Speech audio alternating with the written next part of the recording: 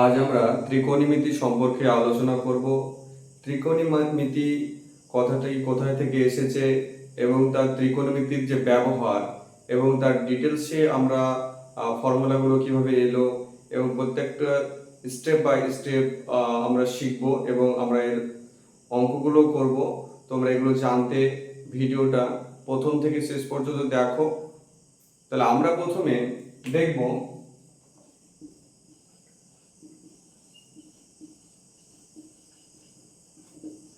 Trigonometry. ইংলিশে যাকে trigonometry বলা হয়, যেটা আমরা বাংলায় ত্রিকোণমিতি বলি। এই ট্রাইগোনোমেট্রি কথাটি প্রথম কোথায় থেকে এসেছে এবং ট্রাইগোনোমেট্রি আমরা ব্যবহারগুলো কিভাবে শিখবো আমরা দেখো। ট্রাইগোনোমেট্রি, ট্রাই কথার অর্থ হচ্ছে তিন। ট্রাই কথা হচ্ছে তিন, অর্থাৎ তিন বলতে আমরা যে ত্রিভুজ বুঝি, ত্রিভুজের কটা বাহু থাকে? তিনটে বাহু থাকে। ত্রিভুজের কটা বাহু থাকে? তিনটে বাহু থাকে। তাহলে তিনটে বাহু দ্বারা আমরা যে ত্রিভুজ, সেই ত্রিভুজের গুলোর আমরা প্রত্যেকটা যে ব্যবহার এবং দুটো দেয়া থাকলে বাকি আরেকটা বাহুর যে অনুপাতগুলো আমরা বাকি সবগুলো শিখব। গণ কথার অর্থ কোণ। মেট্রন কথার অর্থ হচ্ছে পরিমাপ। তাহলে আমরা এখানে কি দেখতে পাচ্ছি? ট্রাই কথা হচ্ছে তিন, গণ কথা অর্থ হচ্ছে কোণ এবং মেট্রন কথা হচ্ছে পরিমাপ। তাহলে তিন কোণের যে পরিমাপ আমরা সেই সম্পর্কে কিন্তু আমরা এখানে আলোচনা করব ত্রিকোণমিতিতে। তাহলে ত্রিকোণমিতিতে দুটো যদি বাহু দেওয়া থাকলে বা তিনটে বাহুর মধ্যে দুটো যদি মান দেওয়া থাকে, বাকি এই দুটোর মানের রেশিও থেকে কিন্তু আমরা বাকি 3 নম্বর বাহুর আমরা অনুপাতটা থেকে নির্ণয় করতে পারবো।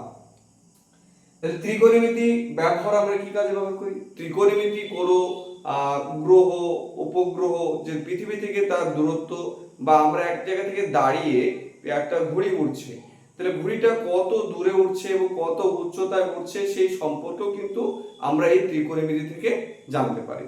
এছাড়া একটা জায়গায় দাঁড়িয়ে আমরা কিন্তু পাহাড়ের দূরত্ব কিন্তু মাপতে পারি, তাই না?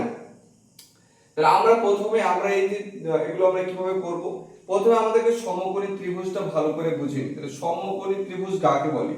সমকোণী ত্রিভুজ হচ্ছে যে ত্রিভুজের একটি মান 90 ডিগ্রি থাকবে তাকে সমকোণী ত্রিভুজ বলছে।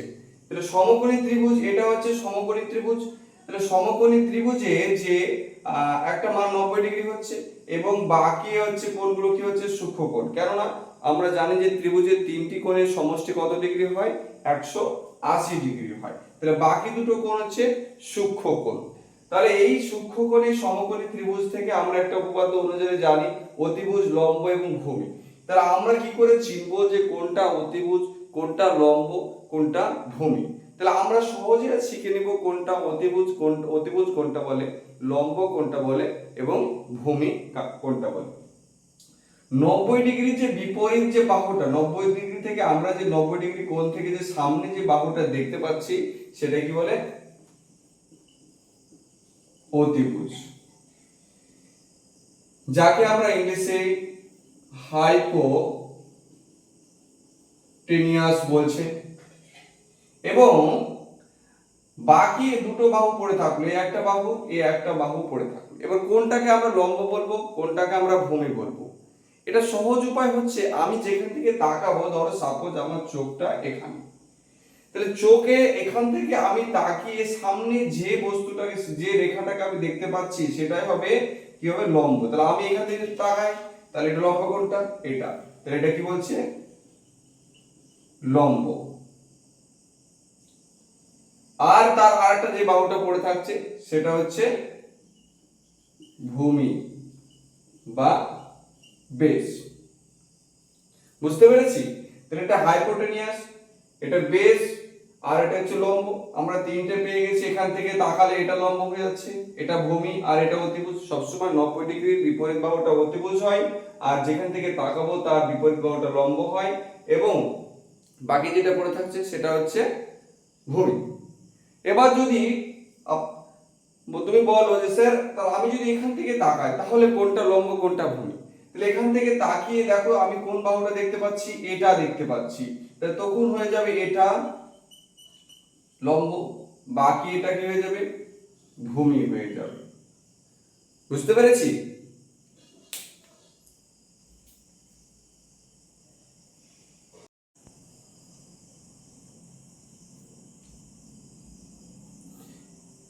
দেখো তাহলে আমরা দেখতে পাচ্ছি এখানে একটা সমকোণী ত্রিভুজ এবিসি।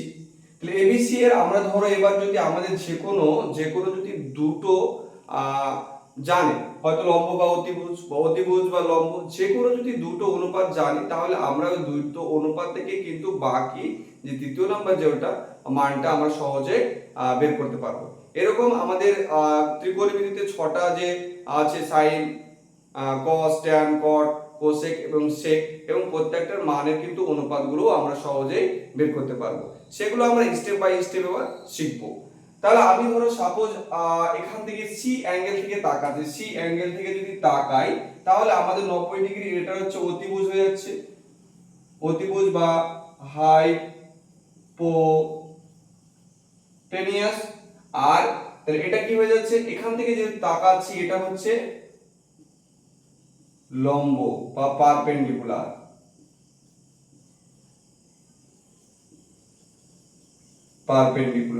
আর এটা হচ্ছে কি, ভূমি,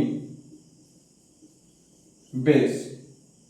তাহলে আমরা সি কোণের সাপেক্ষে আমরা এখান থেকে সি কোণ থেকে আমরা তাকাবো এবং প্রত্যেকটা কোণের অনুপাতগুলো কিভাবে বের করতে হয় সেগুলো আমরা শিখবো, সাইন, কস, ট্যান, কট, কোসেক এবং সেক।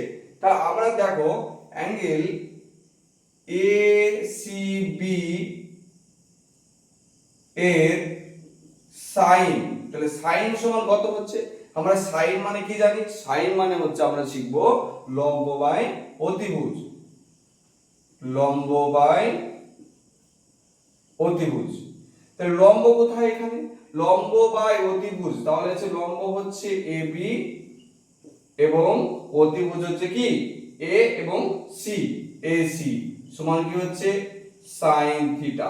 তাহলে থিটা কি জিনিস, আমরা প্রত্যেকটা জিনিসে পরিমাপ করার জন্য একটা নির্দিষ্ট চিহ্ন বা একক প্রয়োজন হয়। তাহলে আমরা হচ্ছে অ্যাঙ্গেলকে, আমরা কোণকে পরিমাপ করি কি সাহায্যে, থিটার সাহায্যে, এবং যোগ একটা চিহ্ন, বিয়োগ একটা চিহ্ন, ভাগ একটা চিহ্ন, প্রত্যেকটা ইজিক্যাল টু যেমন চিহ্ন, নট ইজিক্যাল টু একটা চিহ্ন, সেরকম একটা আছে থিটা একটা চিহ্ন, যেটার সাহায্যে আমরা কোণের মানগুলো প্রকাশ করতে পারি।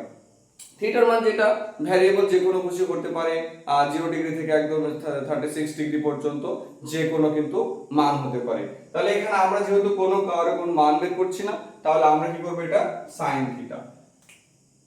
তারপর অ্যাঙ্গেল এসিবি এর cos থিটা সমান কত, তাহলে cos কোসাইন, কোসাইন এটা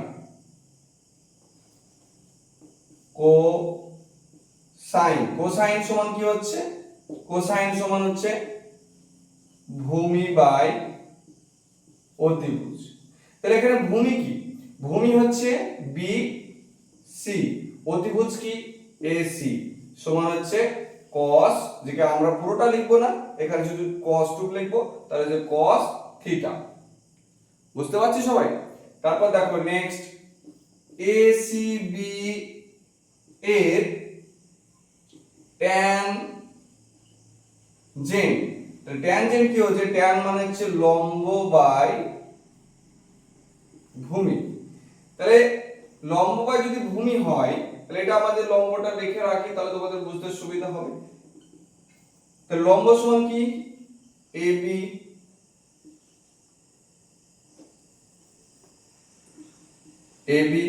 আর ভূমি সমান কি বিসি, সমান হচ্ছে ট্যান থিটা।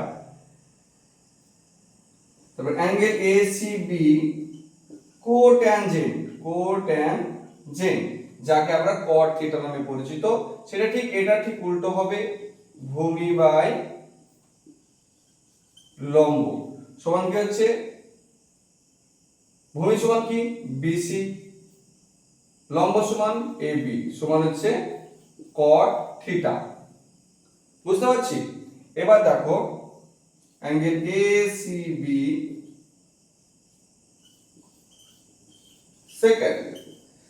সেকেন্ড এখান থেকে কি হচ্ছে, সেকেন্ড মানে হচ্ছে তোমার ঠিক অতিভুজ বাই ভূমি। তাহলে অতিভুজ কি? অতিভুজ আমরা জানি এসি, ভূমি কি? বিসি, সমান হচ্ছে sec থিটা। সব সংক্ষেপে রূপ লিখবো। তারপর অ্যাঙ্গেল এসিবি এর কোসেক্যান্ট, তাহলে কি হচ্ছে? অতিভুজ বাই লম্ব। অতিভুজ কি? এসি এবং লম্ব কি? এবি, তাহলে এটা হচ্ছে কি? Cosec theta. তাহলে আমরা এখানে নামগুলো কি জানলাম? দেখো sin theta, cos theta, tan theta, cot theta, sec theta এবং কোসেক থিটা। এবং তার যে অনুপাতগুলো কি আকারে থাকে? লম্ব বাই অতিভুজ, ভূমি বাই অতিভুজ, লম্ব বাই ভূমি, ভূমি বাই লম্ব, অতিভুজ বাই ভূমি এবং অতিভুজ বাই লম্ব। তাহলে প্রত্যেকটা আমরা এখানে যে sin cos tan cot cosec এবং sec জানলাম এবং তাদের অনুপাতগুলো কি আকারে থাকবে সেগুলো জানলাম। এগুলো যদি আমাদের জানা থাকে তাহলে কিন্তু আমাদের অঙ্ক করতে কোনো অসুবিধা হবে না। তারপরে তোমাদের যদি অসুবিধা হয়ে থাকে তাহলে তোমরা নিচে কমেন্ট বক্সে জানাবে, আমি আরো ডিটেইলসে যতটা পারি সহজভাবে বোঝানোর চেষ্টা করব। এবং এটার আরো অনেক এটা থেকে দেখো আমরা সব এই সাইন দেখো ঠিক উল্টোটা হচ্ছে কোসেক, কসের ঠিক উল্টোটা সেক, ট্যানের ঠিক হচ্ছে কট এবং প্রত্যেকটা যে অনুরূপ আমরা একটা যে রূপ আমরা দেখবো আকারে।